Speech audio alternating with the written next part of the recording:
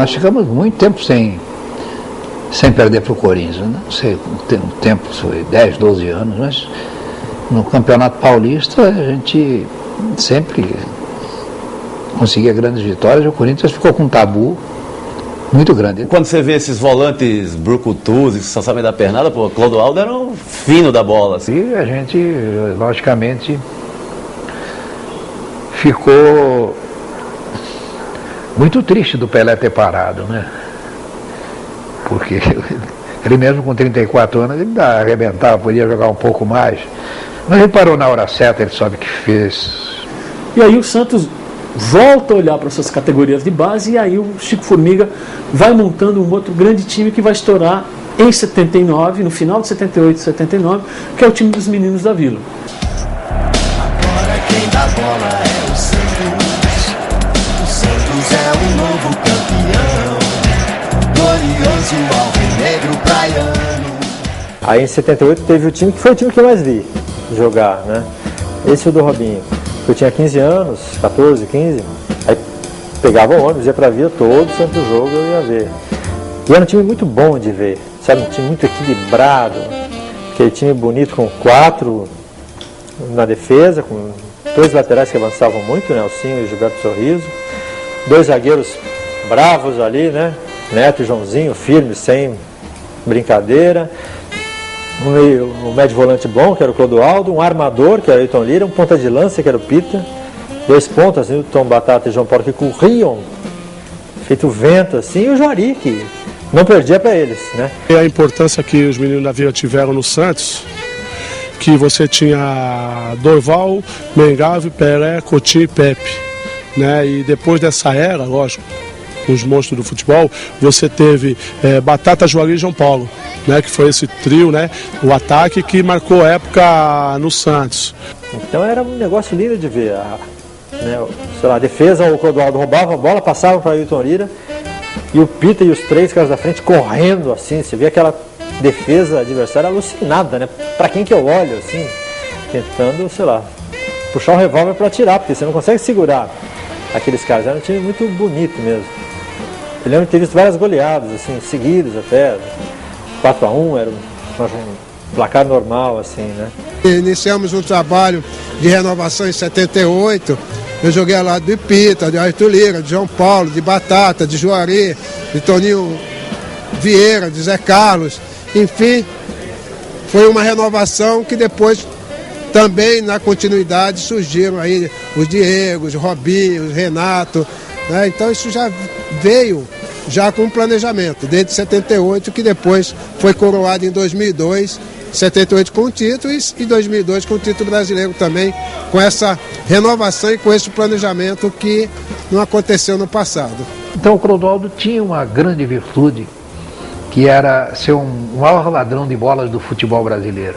Ele do meio campo para trás, ele sabia tudo. Então falava para ele, do meio campo para frente você só toca. Quem estiver mais perto dá. Que não era a qualidade dele lançar. Agora, para marcar, eu nunca vi igual. Ele realmente ele destruía muito. O Santos não precisava jogar com 3 zagueiros, porque ele fazia aquilo tudo. Esse Ailton Lira era do Caldense, chegou no Santos já com 29 anos, e é um dos caras que melhor batiam na bola que eu vi. Batia com efeito, cobrava falta. Ele chegou um pouco antes dos Meninos da Vila. Ele chegou um pouquinho antes. E depois vieram o Juari, que já era do Santos, o Pita, que era do time juvenil do Santos. Isso, se você analisar bem, é algo que faz parte da tradição do Santos. O Santos tem 2 grandes tradições, eu acho. Uma de ser um time extremamente ofensivo. Tanto é que é a equipe que mais fez gols na história do futebol mundial, está comprovado.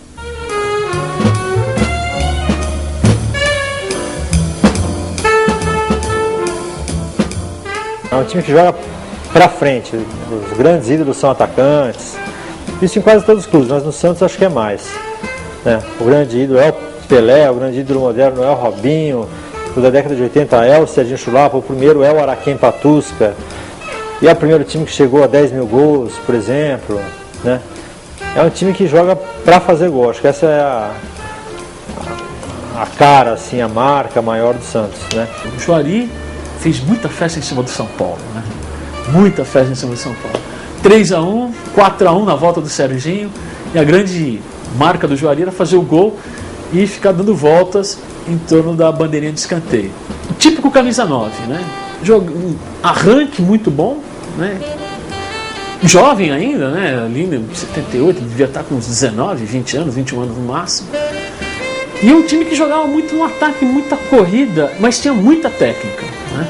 E um tremendo artilheiro. Foi artilheiro no Paulista, né? Fez um dos gols na melhor de 3 do Campeonato Paulista 78, que foi disputado em julho de 79. Né? O Juari fez um dos gols num dos jogos, no primeiro jogo. Mas o Juari era muito rápido. A grande característica do Juari era a rapidez. A final não foi nada brilhante, né? Que ganhou, perdeu, aí depois teve prorrogação, aí ficou enrolando na prorrogação, tocando bola e tal, mas acabou ganhando. Era um time cheio de desfalques nessa final.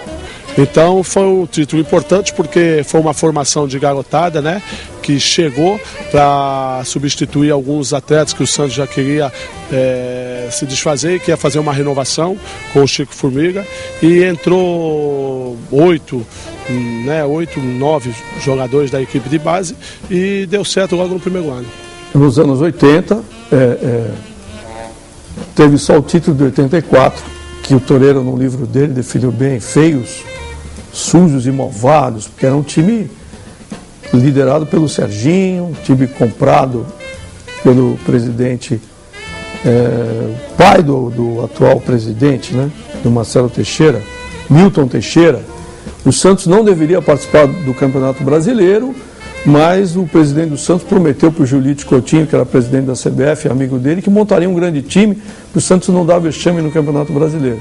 E montou um time tão bom que foi vice-campeão brasileiro em 83 e campeão paulista. Em 78 foi uma equipe bacana, né? Junto a alguns mercenários, assim, né?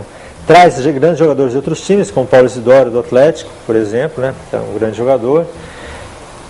Serginho Chulapa, que fez um sucesso fantástico aqui em Santos e tal, né? Lino do Flamengo, acaba trazendo uns jogadores bem interessantes, assim, bem bons mesmo, né? De seleção e tal. E aí esse time dá muito certo, né? Humberto da Ponte Preta jogava bem nesse time. Era um time aguerrido, inteligente, jogava pra frente, moderno, né? Tinha ali uma cara moderna com falsos pontas e tal. Um time muito bom de se ver. Santos e Corinthians, jogo de rivalidade, onde a equipe do Corinthians tinha vários jogadores de seleção, mas a equipe do Santos fez um campeonato impecável. E graças a Deus tivemos a felicidade de, no último jogo, jogar pelo empate. Mas nosso time desde o começo jogou sempre para cima no intuito de ganhar, e graças a Deus fizemos aquela excelente partida que ficou marcada na história do Santos. Gol do Serginho, 1-0 para o Santos, e isso ficou gravado até hoje. Um gol de centroavante, assim, né? Que a bola vem, ele só toca e acabou e tal. Aquele gol que o cara vem pela ponta, passa e o centroavante só empurra, né? Coisa que ele fazia muito bem, né? Não tinha erro, assim. Chegamos em 84, aí nós vamos pegar o Santos numa fase muito complicada, que só vai retomar 93, eu acredito.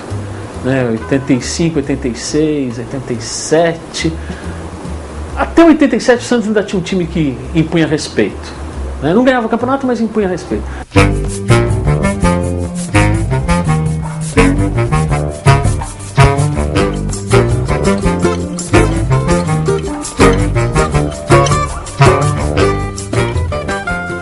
No final dos anos 80, o Santos chegou a ser, num campeonato de 2 turnos, foi o campeão do primeiro turno, em 86.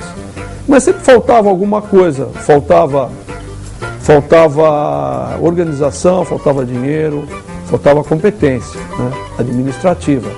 Porque um time de futebol é reflexo disso, né?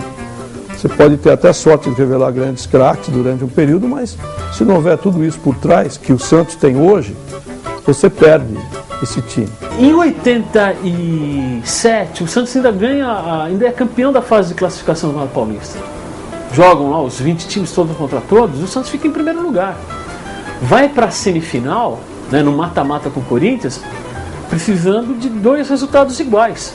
Só que aí tem um desastre para o Santos. O Santos perde do Corinthians numa semifinal de 5-1. Né? E não consegue recuperar no jogo seguinte. Né? Não consegue mais recuperar. O Santos, olha como o regulamento era maluco. O Santos tinha perdido 5-1, se ganhasse de 1-0, o jogo ia para prorrogação e se continuasse empate, o Santos ia para a final. E o Santos iniciou os anos 90 com uma característica interessante. Ele se saía melhor no Campeonato Brasileiro do que no Campeonato Paulista. Então ele se saía melhor enfrentando as grandes equipes do que enfrentando equipes que se fechavam.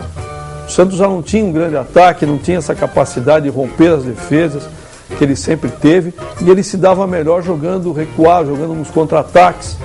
E foi assim o Santos dos anos 90, e mesmo assim, você vê como eu falo de cultura, mesmo assim o Santos teve 3 artilheiros do Campeonato Brasileiro. Teve o Guga, teve o Paulinho McLaren e o Serginho. Então era um time lindo, né, de 95. Tinha o Giovani, que era um craque, assim, e nas finais de cabelo vermelho foi sensacional, né? Uma atitude, assim, pintar o cabelo de vermelho. Totalmente errada, né? Porque se você perde, o que vão te falar mal de você pro resto da vida, né? Mas não, o cara, o time teve atitude, pintou o cabelo de vermelho, outros jogadores também, foi bacana, e jogou muito bem, né?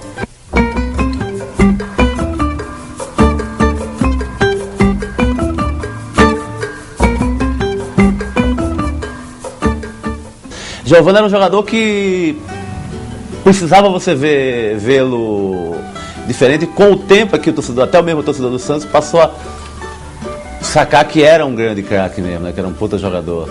Só que com uma linguagem assim diferente. Não era aquele cara que explodia numa velocidade que você via que tinha uma energia assim que é o que tem o atleta normal. Então, não, era o cara que podia estar ali meio, você achava que ele estava apagado, um pouco matava a bola no peito, chapelava fazia um golaço. Esse jogo que o Santos ganhou do Fluminense 5-2, qual outro jogo na história do futebol brasileiro que um time teve de ganhar do outro de 3 gols de diferença numa semifinal, num jogo importante, e ganhou?